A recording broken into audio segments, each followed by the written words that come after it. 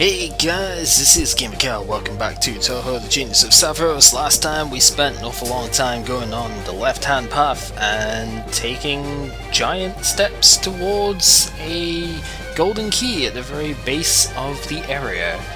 And this time we're going to go ahead and use that golden key. So, I was kind of thinking about it a little bit more. Just seeing the whole getting lost and stuff in the last bit and seeing there was a second way round and everything, and I think, if I remember rightly, the way that it goes is that when we start heading down this right hand path, we're actually gonna go into some of the same rooms, but we're going to go into them from a different sort of height angle, so kind of height angle doesn't really make sense, but we're gonna go in from a different entrance. So kind of like the way that stage 18 worked, where the different teams explored the same rooms but went in at different places. Pretty sure that's how it's gonna work here too.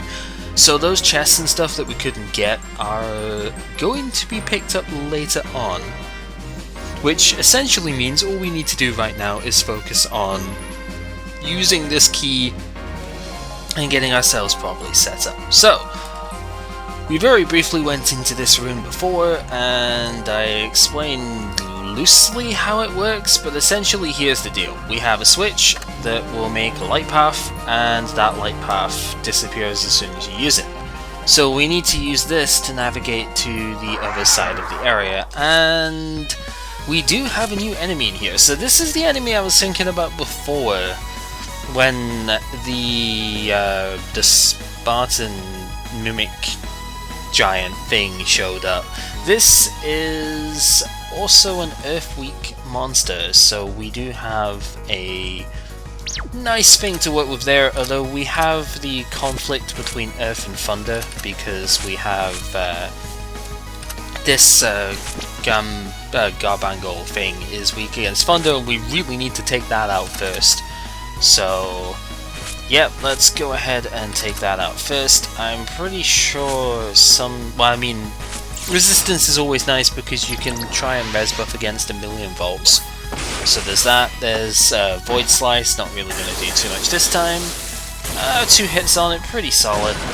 There's Earthquake. Earthquake can daze, and oh my god, that is a lot of enemies coming out here. Okay, so this could get ugly very quickly if we cannot take these Gyabangles out. I think I didn't take significant damage last time, but I'm gonna use Winter Swords now so I can Meditation Slash next turn.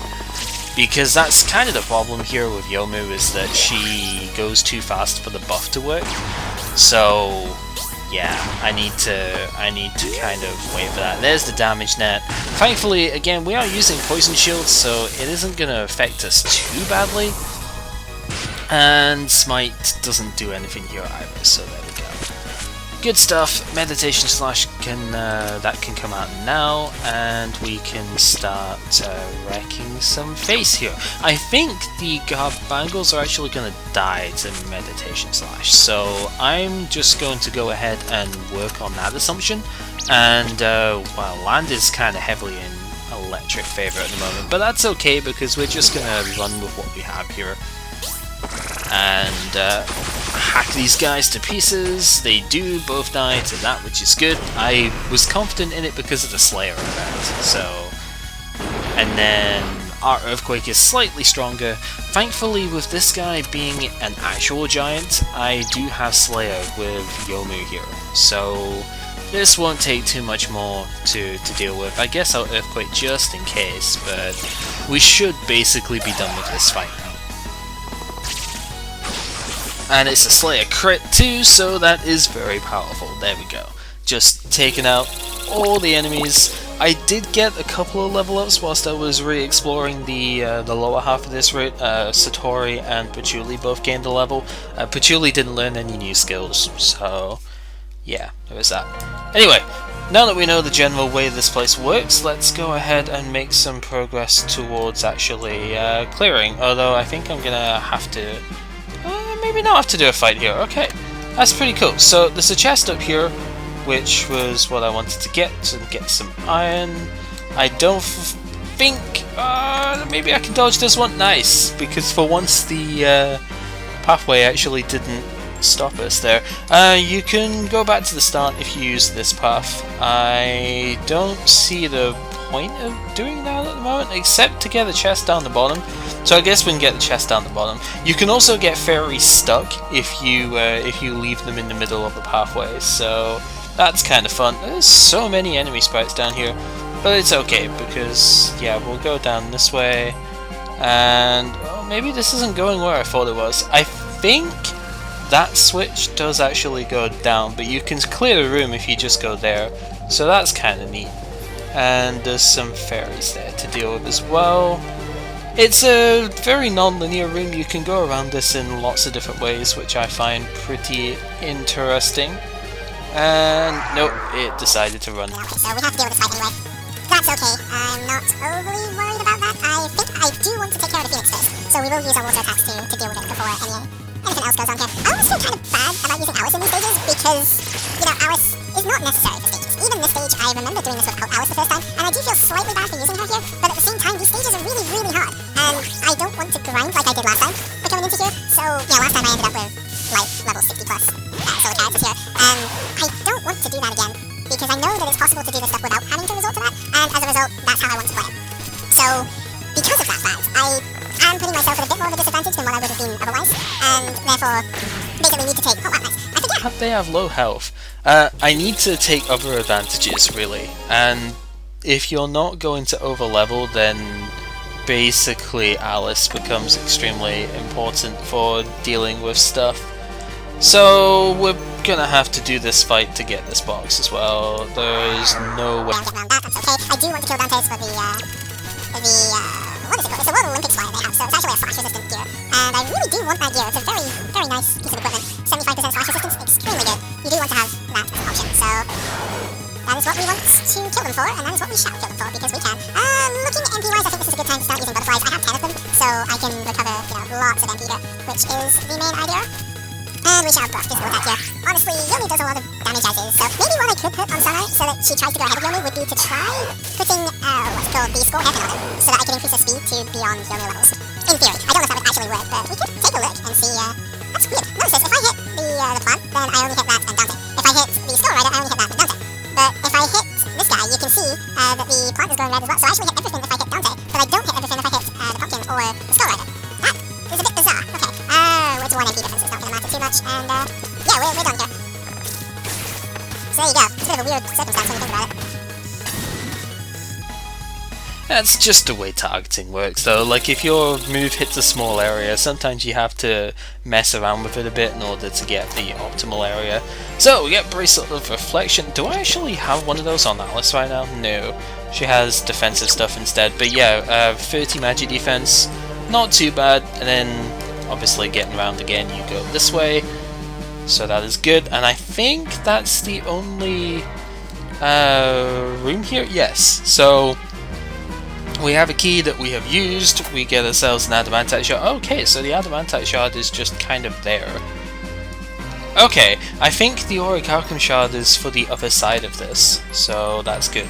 But now that we've hit one switch, we have one half of that bit done, so that is good. We just need to trigger the other switch, which we do by, of course, getting the other key and going from there. So, whoops, that was not where I wanted to go. Oh well, it's another battle, so what? Let's just focus on the water here so that I can get those backfires out of the way. Still a weird name to be honest, backfire, but okay. Really nice. The reflect is actually coming in a lot more than I'd expected, and wow, that did so much damage to the back there. I have to wonder if the shield actually triggered there, or if it just failed to. See, this is weird. You would expect, with the way that the light is there for the small area, you would expect that would hit the Skull Rider. But apparently it doesn't, so I don't know what's going on there, but that's very odd. Never mind, it's enough of an area, we're hitting a decent amount here, especially on that physical defense down enemy there. Getting the crit against that enemy was pretty good. Ow, wow, at least they died. That's all I can say for it. I don't need to Legion here, I just need to, which one do I want to hit? I don't have Slayer against either. So I guess I could just try to Fine Strike, and then that would let me get my physical attack up as well. And then you die to fire, you can hit the fire as well, and I don't think this will be enough to kill Dante, but it'll definitely put him in an Inferno anyway. Okay. Totally know you use Joker anyway. Well, yeah, it wasn't enough to kill him. Didn't think it would be, but he should be weak enough where I can just physical attack now, as we demonstrate right there. Okay. So yeah, lots and lots of experience coming out here. Again, you would expect that with this being the penultimate area, but it's definitely cool to see that we... Oh, for freaking hell, seriously? That was not what I was hoping for. Never mind, it's not gonna matter too much. Despite this thing hitting really hard, Garbango is easily the most threatening enemy here, and Thunder could spill over to Triton and, you know, attack the merman as well, which would be pretty cool. I almost called it a mermaid for some reason, but it's very clearly not a mermaid. Or, you know, it could just not. That works too. Oh well, it's okay. Did we actually get a drop off of on Seaweed Corp? I don't think we did, and I think it does drop something that I'd be interested in, so we do need to maybe get that or something. Although it isn't gonna happen if it shields, but at least the physical attack down should mean that I don't take damage from it anymore, so that's good at the very least. And of course you would make another one before I kill you. These enemies are annoying, but obviously I built my party to be able to take them out, so they're not as big of a threat as they could be, but they are very clearly irritating enemies to take on. There we go. Patchouli didn't have to cast another skill, so she still has a lot of MP. Byakuren gains a level, which is good. Still not quite at her next skill yet, but we are getting there. And... you were just going to get in the way regardless. I'm actually going to go back and heal after this, so I'm not too far away from just, yeah, survivors. I don't remember if you have any other weaknesses. I think it's only Earth that's a weakness. I don't remember it having anything else, so... Yeah, I think Dark is probably just the next best thing that I could do damage-wise, because Shadow Flare is really strong. So, yeah, I don't know. I'm not even going to bother using the stance here, because it'll just take too long. Dragon Fang Strike should be sufficient. Especially because I get Flare. So yeah, Dragon Fang Strike's powerful enough here to help out. Thankfully it doesn't get 2 attacks per turn, so we can just rack its face. And faces shall be racked. There we go. Lots and lots of power coming out too. You can tell I haven't grinded for anything actually, because the power is ridiculous. Like 20 power from one enemy. Yeah, that's a lot. Anyway, Alice of course getting another level. Oh, almost 600 HP at this point. It's getting there. It's very much getting there. Oh, wow. Yukari, power is go. I don't believe Yukaris take anything from Devil's Recitation, but stuff it if I'm not going to use it anyway. This would be where I wouldn't mind having Meteor Zapper, but at the same time, it's not the most necessary of things here. So, do you take any damage from Recitation? Oh, you actually kind of do. Okay, that's not bad. Unfortunately, the one that... seriously? That's not good. Of course, Patchouli misses, but... Well, okay, we've learned something at the very least, and you can use Devil's Recitation every turn, so that's kinda cool. Anyway, I don't really need to use it here, because if Yukari slash hits, then it's gonna kill it anyway. If it doesn't hit, well, it hit, so whatever. If it didn't hit, it was gonna run regardless. So, still not gotten the drop off of that thing. I guess it's a really low drop rate, but as you would probably expect from the sort of slime-like enemies, it does have an experience boosting accessory, which I would like, but obviously haven't been able to get yet. So that is the entire right-hand side finally done. So with that, I think I'm going to just enter very slightly into the... It's not even the right-hand side, it's the left-hand side. I'm going to very slightly enter the right-hand side here, but I'm only going to go maybe like one room in or something. I might actually just do this room, because there's a lot of enemies in here. We're going to probably end up having to do some battles. Like that guy sneaking up out of nowhere. So, yeah, I don't think I'm going to go too far into here, but it should be worth doing regardless, so that is what we shall do. Mad Thunder is such a good skill. Like, if you have enemies which are weak to Thunder, then that skill is just going to destroy so many phases. These guys aren't weak enough yet for me to not use spells, so we're going to use some spells still. The nice thing about Azure Stance, attacks is that they can hit lots of enemies. That's the one problem I find with my user, is that obviously it only hits one enemy at a time. I do believe that its spell cards that, the multi-hit spells and stuff can some spill over, but they don't really focus on that aspect. And I find that in, these sorts of battles, you do want a physical attacker that can hit multiple targets at once, which is why Saki is usually not as amazing, although Ultimate Division does go a fairly long way to helping out with that. Saki is a lot more focused on a single target though, whereas obviously other characters can hit multiple targets. Moko's kind of single target as well, but she does have multi-target skills. That's kind of what I mean with it, is that, it's nice to have the option of being able to do extra hits. As in, do you hit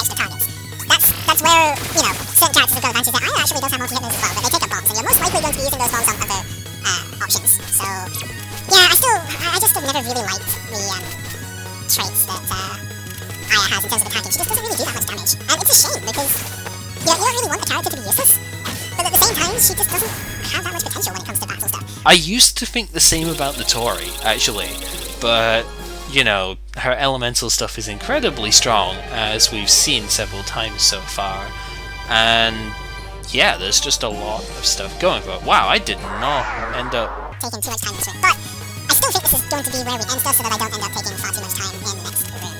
But before we do that, I am going to wipe the floor with these guys, so yeah. And I guess we'll get to see very briefly what the next room is like. But ooh, that pulse swing in the back row. Pulse swing is a column-based attack, so if it does hit anyone in the back row, then it will hit the entire back row. And that's a little bit painful.